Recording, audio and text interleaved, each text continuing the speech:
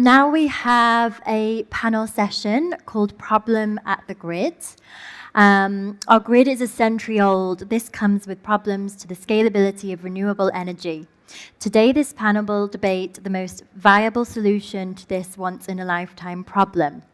Joining us, we have H.H. Tong, Head of Investments from SG Innovate, Mike Nichols, partner at Main Sequence Ventures, who is dialing in on Zoom, Ugi Olambaya, Director of RatCorp, James Tilbury, Climate Specialist and Founding Director of BCG and Energy Lab, and Scott Graham, CEO at Rex Energy. Okay. Maybe that's easier for all of us.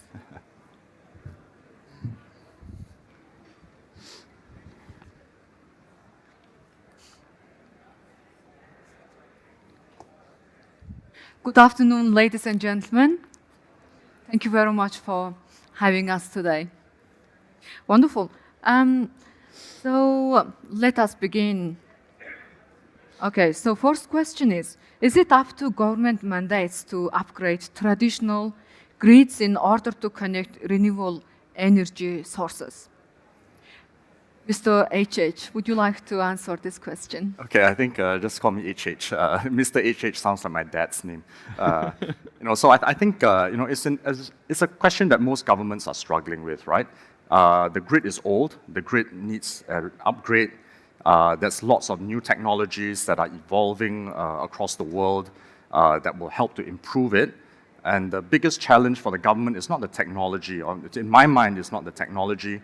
It is whether or not the policies, the legislation, the governance, the pricing models that are fairly archaic in nature, fairly top-down, can be reviewed, and whether or not the government has, or the individual governments can actually take advantage of all these new opportunities to provide a more resilient and better grid for the average person, the average citizen. And actually, we had a short conversation before this session, and we did highlight that a lot of these challenges that we'll be discussing some of them are very localized. Like for instance, I'm from Singapore, and the challenges that Singapore has are going to be quite different from the challenges that Australia faces, the challenges that the United States faces, and some other territories. Wonderful, thank you very much. Also, we have Mr. Mike Nichols online with us. Would you like to share your opinion with us? Look, I think that obviously the government's got a role to play in this scenario. I'm not really in the space of directing what the government should or shouldn't be doing, but in a quest to get towards renewable powering the grid using renewable technology, quite clearly the interconnects have to be there, and it is a bit of an infrastructure play. And so obviously there's a role there for government to help, mandate and or fund those traditional grids. If we think about the fact that renewable energy can be quite variable in some scenarios, it makes sense to have interconnects between states that are able to balance out that situation, or regions that are able to balance out that situation. So I think it makes sense, right? Thank you very much. Mr. James, would you like to share your opinion? Sure, and James is also fine. Well, I think it might be helpful to talk about what we mean by government. So yes, it is the government's responsibility, but of course there are many levels of government, a lot of different government agencies. So through COAG, the Coalition of Australian Governments, state governments, federal governments, it's their job to implement policy, guide the sector, and it can certainly use some guidance to make sure that it is transitioning in the most efficient way possible, in the cheapest way possible, towards a modern, low emissions grid. You have the AEMC, the Australian Energy Market Commission, of course, who facilitate the rule-making process, rule-changing process, and there are so many rules that need to be changed in order to go from the centralised system to this decentralised renewable system we're moving to. You have the AER, the Australian Energy Regulator, who have an important role to play in incentivising this change. For example, the Demand Management Incentive Scheme that actually provides the funding that the grid operators need to take up some of these more kind of intelligent, new kind of solutions to manage some of the variability on the grid that the renewable is introducing. So in short, yes, it is the government's responsibility, but there are so many different layers here. Thank you very much. What do you think, Scott Graham? Well, thank you, and concur with the assessment of the other panelists as well. Look, our grids are presently 140 years old. I don't know if you know that. In 1882, Thomas Edison installed the first energy generation system in New York. And here we are today using pretty well the same model. It was actually adopted by Tesla and Westinghouse, and that's how they ended up developing and building our AC power systems that we use today. It hasn't changed a whole lot, but it was meant to be directional, right? And the modifications that we're talking about need to accommodate a bidirectional grid. Now, the question you asked is, should the government be responsible? The answer is yes, they should, but they should also be accountable to paving the way and allowing private industry to make it happen. Because private industry, we can do things at 10% the cost of the government and 100% of the speed, right? If we waited on government to, tick all their boxes, the problem is that it probably won't happen in the amount of time that they want it to happen in, right? So I think government has a responsibility to its people at this point to say, okay, we agree this has to happen. Let's create some regulation to allow innovation to occur. And the DNSPs, Energy Queensland, your Essential Energies, all the rest, they have to follow suit. But again, they've been managing a network pretty well the same way for 140 years. So it's going to be hard to get them to change their mindset, but it has to happen, must happen. Wonderful. Thank you very much again. So our second question is, will grid updates solve electricity transmission losses? Let's begin with James. Well, if I may, I'd propose that this isn't necessarily the most important question when it comes to energy transition. I think, yes, energy transmission losses, they are, inefficient, and for that, and their costs spread across the entire system, and we want cheap electricity. They're a problem for transmission service network operators because it's, that's their scope 2 emissions, and they are trying to reduce their emissions. But once we get to 100% renewable energy, then that's not an environmental problem anymore. It's just an economic, a technical problem. I think the larger challenge is that we need a lot more transmission in order to connect all the different forms of renewable energy we need in all different places and transmit that electricity to where we need it, and in order to help it counterbalance that intermittency of renewable energy. So my focus wouldn't be on making transmission more efficient at this point in time, as important as that is. We just need a lot more transmission infrastructure to transition to, as close as possible, 100% renewable energy. Wonderful. Thank you very much again. What do you think, Mr. HH? Yeah, I agree with James. I think the issue of losses in transmission, I believe that's the question, is probably one which is secondary to the broader strategy that the legislation needs to cover. Whether or not, because a lot of these distributed energy resources, DERs, are already operating at the edge of the grid. I mean, it's obviously closer to where the energy is going to be consumed, so the losses will be lower. But nonetheless, they have to be backed up by a major, something which is more less intermittent in terms of its ability to produce the kind of energy when it's, for instance, raining like the last couple of days. And then we were joking about the fact that, if you had solar power in Sydney in the last couple of days, you would probably not have been generating a lot of energy unless your batteries are pretty big and you are able to send that energy out as and when you need it. So I think the issue of losses probably is secondary to whether or not the architecture of the system or the revised system allows for more flexibility in those small localized energy generation. Wonderful. Mr. Mike, would you like to share your thoughts? Yeah, thank you. Look, I mean, I guess Do you agree? I have a view similar to James. It's actually probably not the critical issue. Losses are a function of physics, really, and the distance that the power has to travel. If we look at the grid is essentially being decentralized, moving out to the edge, moving out to the consumers. In my mind, the problem is not so much, grid updates or more efficient transmission. It's how do we actually keep as much of the generation and storage of power at the edge versus having to be reliant on monolithic, the coal plants and so on, which we'd like to get rid of.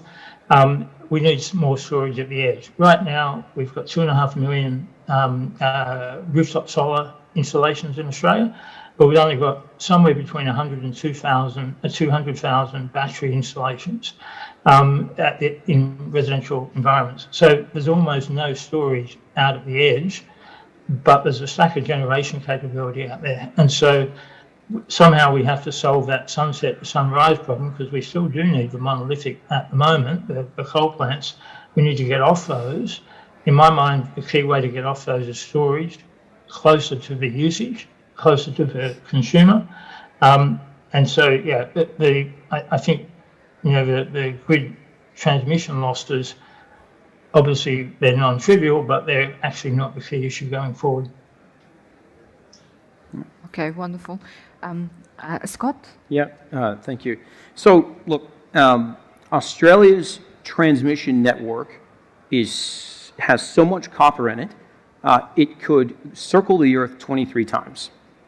Think about that for a minute. That's a lot of copper, right? So it was installed in the 50s and 60s with a 50-year life expectancy. The answer to your question is no.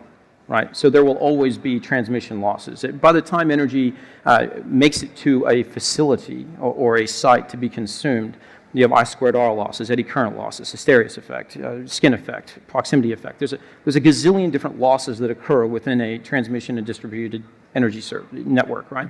But the key to solving the loss of energy and improving the efficiency of the transmission of energy is and Mike and the other gentlemen have hit it on the head, it's the decentralization and democratization of our energy network as we know it. Things must change. We don't have a choice. Princeton University just recently released a report indicating that between now and 2030, they anticipate energy demand, peak demand increasing by 40 to 60% globally. Think about that for a minute.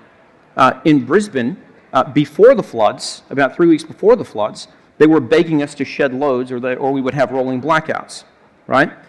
During the floods, we had blackouts, right? And I think that's going to also be a pretty good lead into your next question, by the way. Yeah, but the answer is no. We're in a really challenging place. We need to decentralize. We need multi-tenant buildings. We need sites to produce energy, store energy, and consume energy. And the power grids as we know it should be there, but only as a backup to what we can't produce, store, and consume ourselves. I think that's the future of energy. Wonderful. Thank you very much. Also, thank you very much for the examples. That's easy for us to understand as well. Thank you. Yeah.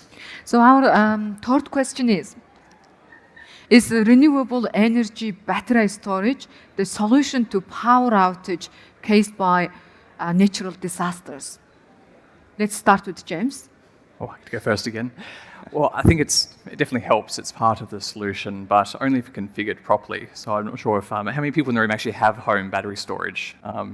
Okay, well, this poll won't work because only 2 people put their hand up, but I was going to ask the next question is, do you know whether that's actually configured to provide you with backup storage? A lot of people who have these systems, yeah, you obviously know what you're doing. A lot of people who have these systems don't realize that they need to be configured in a particular way to provide backup energy storage. But perhaps more importantly, not every household is going to be able to afford these systems. And we don't want a situation where only the wealthy get to have power during an outage. So in that situation, it might not be household batteries, but community batteries. And for example, some of our network operators are looking into, do you have batteries at kind of more the suburb level that can provide backup for entire suburbs? I think that type of innovation certainly could play a large role in making our grids more resilient. Wonderful. Let's begin with... I was going to jump in there. Can I jump in there? Would you like to have the question again? Oh, I was going to jump in on James' comment, if that's okay. I couldn't hear. Oh, yeah, please jump in. Okay. Okay, cool. So you can hear me, can you, James? Great. Look, I think the really interesting thing here is that, unbeknownst to most of the world, we're actually starting to drive batteries around. So there's roughly 20,000 or so electric vehicles sold in Australia last year. and roughly 20,000 household batteries were sold in 2020. The interesting thing is that the average Tesla, for example, driving around has somewhere between 4 to 10 times as much power stored as a Tesla Powerwall. And so the question is, if we've got all these massive growth in EVs, and that's sort of from zero a couple of years ago up to 20,000 this year, no doubt it'll sort of put 50% on top of that over the next year or two. Those are batteries on wheels. The only thing missing at the moment is we don't have the right interconnects between the vehicle and the house to actually use that as a home battery. But some vehicles are now starting to come with that. They're still quite expensive, the bidirectional chargers. But there's no reason why, as we transition to from internal combustion engine cars across to EVs, that those can't become our household batteries. Wonderful. That's a really good point. Yeah. Thank you very much. Continue with Scott. Yeah. Look, yes. The answer is yes and no, really, right? Mike's correct. Eventually, not tomorrow, not really next year, but eventually, when electric vehicles are more populous than that of petrol vehicles on the road, there are people can in households can take advantage of drawing energy from those vehicles if they want to, right? Let's keep in mind that a battery only has so many cycles today. We expect that to improve in the future. Every time you cycle a battery, you technically reduce its life expectancy depending on the depth that you cycle it down to and all the rest. But imagine this. Brisbane floods happen. And then imagine a neighborhood that where everyone has a solar system on the roof, but a community battery placed in that neighborhood, right? And now, in that particular instance, the answer would be yes. It could continue to operate through a power outage situation, providing that infrastructure was designed to, stay out of harm's way from floods or whatever it may be. But the other answer is we're not there yet. But we're moving in that direction, and that's back to that decentralized grid that I referred to earlier, right? If you have production, energy storage at your building, at your community, it certainly shields you from the volatility of the nation's power grids and the transmission and distribution infrastructure that's so fragile because it's aged. Yeah. It is changed by stage, isn't it? Precisely. Yeah. It's not something that'll happen overnight. Wonderful. Thank you very much again. So, please share your thoughts with us. Okay. I think the truth is the question really is about whether or not renewable energy can solve the issue of natural disasters disrupting power supply. And of course, it is, in my mind at least, it is one solution. But I don't think it is the most common solution today. I mean, if we look at it from the current mode of operation, most backup systems are diesel-powered generators in hospitals and in a lot of these other places simply because of the reliability of that energy source. So, I mean, if it's about deploying energy after a natural disaster has hit, where the infrastructure has been affected to the extent where there is a lack of supply of electricity or other services to the population that's affected. We have seen startups that have been adopting or looking at different forms of energy, which are not necessarily renewable. We have one startup we looked at in the US that looks at small format nuclear reactors that can be deployed to crisis zones very quickly and then set up and then they can restore electricity through the existing grid very quickly. But of course, renewables will play a role in that. We've talked a lot about batteries, but at some stage the battery is going to run down, and if they cannot establish that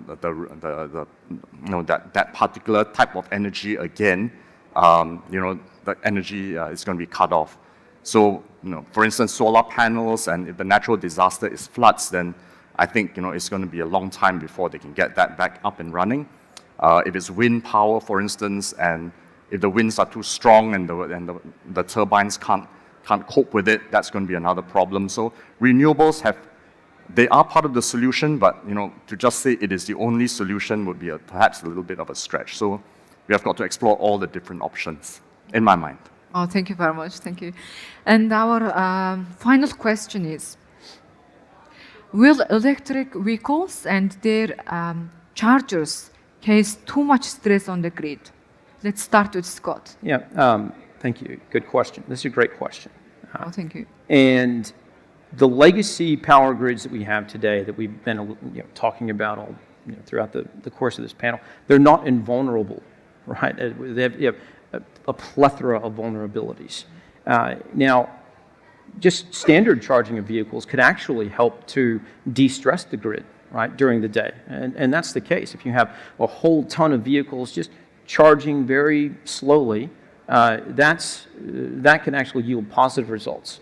Now, imagine this. Imagine 70 air conditioners in this room turned on at the same time, right? Can you imagine that? Now, that is how much energy, roughly, an electric vehicle consumes while it supercharges. Now imagine 140 air conditioners, right? So the point is they do consume an abundance of energy, which is an abundance of demand, an abundance of peak energy. And that does cause major issues with the power grids. That is a fact. Because then we have this inconsistent supply and demand. When are people going to supercharge? We don't know, right? These are all questions we have in our minds right now. So we have to be able to be dynamic and quick on our feet right now as we learn how this transition, what this transition is actually going to look like long term. And look, so back to that Princeton study that I alluded to earlier, a 40 to 60% increase in peak energy consumption is predicted over the next 8 years, right? That's because we're migrating away from gas cooking to electric cooking, to electric cars, to electric heating. My neighbor just took his gas water heater and changed it to an electric water heater because he has solar, which makes good sense, right? But so this is where we're heading. We're heading into an electrified future. Supercharging is going to create stress on the grid, and my belief is this right now. If you are going to supercharge a vehicle, it should be executed from on-site stored energy and on-site stored energy only, right? Otherwise, we're imposing demand on the power grids that they were just not created. Imagine people supercharging vehicles in Brisbane, just last week. We would have gone back to the dark ages in Queensland. So we have to be aware that, and we have to outsmart the process. Yeah. Thank you, Rhythm. Thank you very much. Let's continue with Mike. Yeah, look, I'm of the view that for large resources or large battery resources, be they either stationary batteries in homes or in vehicles, they should be programmatically or API driven so that charging and discharging can be controlled with reference to whether power is abundant or whether it's scarce. And so when I say abundant, in the middle of a day, for example, you go to South Australia right now, in the middle of a day, energy wholesale cost drops to zero, it goes below zero on a regular basis. That's abundant energy, and we should be soaking up as much of that as we can. That should be programmatically driven with reference to what the wholesale price is. And the wholesale price is really a reflection of what the generation and demand profiles are for both sides of the grid. And so, but likewise, they should be directed to discharge during times of peak output or peak demand, should I say, when coal is running flat strap or when gas is running flat strap. We want to reduce the reliance on that. If we can programmatically direct all the vehicles, all of the batteries to discharge in those super expensive times, we can start to solve that sunset to sunrise problem. The problem we have at the moment where we are not able to get fully renewable from sunset to sunrise. If we're able to direct those, if we're able to algorithmically control those, we'll go a lot further to being able to solve that problem. So I think, yes, if used incorrectly, they could be a big problem for the grid, But if used correctly and programmatically with reference to both supply and demand of generation, then I think they're one of our major solutions. Wonderful. Thank you very much. Mike, continue with Mr. HH. Yeah, and so I think and this was alluded to as well, the economy is going through an electrification stage. Everything's electric now. You've got electric cars, governments are pushing it. Your stove has gone from gas-fired to electric. Well, most places have. I think it's a trend that's not going to stop, and it is something that existing power suppliers are going to have to cope with. There are solutions out in the market, perhaps not the best, in terms of being able to predict demand. Using artificial intelligence and the like to make sure that the load is balanced, to ensure that there's always a steady supply of power to as and when it's needed. And of course, you can sort of infer from the kind of equipment that needs to be charged. For instance, charging a car is not likely to take place in the middle of the day because most people have this fear that the car is going to run out of power while they're driving, and they're going to probably charge it at night. So there can be a certain sort of predictive model that allows a certain capacity released into the market during the times when they think that there's going to be a higher level of consumption.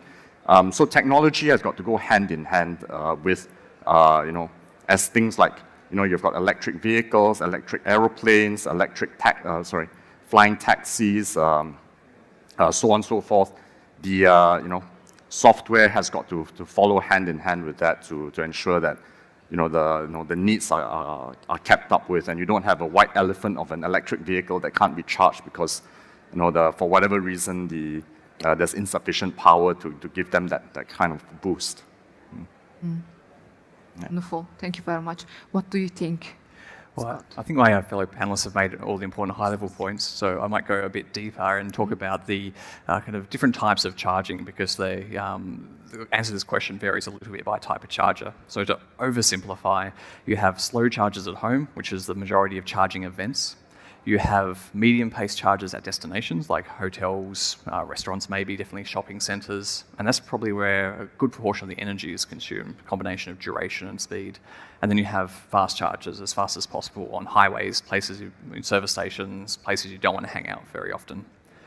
So the slow chargers at home, I think, as Mike said, this can become a problem. It exacerbates the duck curve. We already have this problem of no energy in the middle of the day being consumed as you've got solar, and then everyone gets home and turns everything on, and you have this huge curve. So EVs just make that worse. But as has already been said, with some intelligence, some smart controls, we can turn that from, I think Scott said this, we can turn that from a problem to a solution to help the grid out. So then you've got your medium-sized chargers in shopping centres. Some of these, if you're just looking at a few chargers, often the grid can handle it. These shopping centres are built with pretty large capacity to take load. You put a few in there, it's not a big deal. The big deal comes along when all your customers, or a large portion of your customers, need to charge, and then you need to upgrade your grid. We have processes in place like this. Like, I agree with Scott. Like, if we can just generate energy on site, then that could be an ideal solution. But if that's not possible, then, say in Sydney, Ausgrid will just require you to pay for the grid upgrades, which is a big issue because they can actually kill the economics of these chargers. But you're not going to have a problem with the grid. You're going to have a problem with the economic viability of your charging station. And then you have the super fast chargers, and there's a big gap between how fast chargers are at the moment and how fast they could theoretically become over the coming years. And so it'll be interesting to see how that develops, because that could add a lot of stress. But again, if you pay for the grid upgrades, or if you're intelligent about it, this shouldn't be a problem. We shouldn't have. This should be a solution to our grid problems if we're smart, not a way to exacerbate our grid problems. Wonderful. Thank you very much, Scott. Sorry, James. Would anyone like to add anything on any other questions? I'll say one last thing, and that's, if we're talking about, I don't know who said it, might have been Mike or somebody, I'm not sure, but if we're talking about forced depletion of energy stored in batteries of vehicles to assist peak demand challenges of the grid, I don't know that that's the right approach, right? Because you as a person, right, you spend, I don't know, how much is a Tesla today, guys? 110 grand, 120 grand, something, I don't know. Singapore is ridiculous, so Okay. we are the outlier. It's a lot of money, right? 70 to 200. Yeah, okay. So there you go. And did you say 200? I think for the very Oh top my ones, God. yeah. Okay, so you spend all of that money on a car, and it's a cool car. But it's a lot of battery, right? There's a lot of expense in that battery, and that's your asset. That's your asset. That's your asset. You own that asset. I don't think the government should force you to deplete the life expectancy of an expensive asset for their own benefit. So, and I'm talking about propping up Yeah. the peak demand issues. I'm concerned with that. Now, I understand that you might make a bit of capital, because maybe it's an opt-in thing there, right? Maybe you can opt into doing that with your vehicle. But I don't think, and I've heard people, Mike, you might not have said this, but I'm just saying that I've heard whispers in the industry where we're going to actually take control of your EV battery and we'll deplete it when we want to and all the rest. I think that's a really bad approach. And I think that's, I don't like government, and I certainly don't like government depleting assets that I own. So, I want, if I own something and I pay for it, I want its life expectancy to be long. Right. I'm going to have to jump in there because that's pretty controversial. I don't think anybody has made that statement from an official policy perspective. Is the first comment, and I definitely think it should be opt-in. There's no question. But the consumer who owns the electric vehicle and who owns, for example, solar, has every incentive to want it to discharge in the evening instead of, for example, overloading the grid by using during peak hours. We've got a scenario happening at the moment where... Excuse me, Mike, please forgive me. Yes, time is up here. Okay. Oh, it's just getting interesting. Anyway, the future is 100% renewable, there's no question. Yeah, that's wonderful, Mike. Thank you very much. And thank you very much for our panelists. Yeah, thank you again. And I'm Oyun Stigalonbaya. Thanks, everyone. Thanks, guys.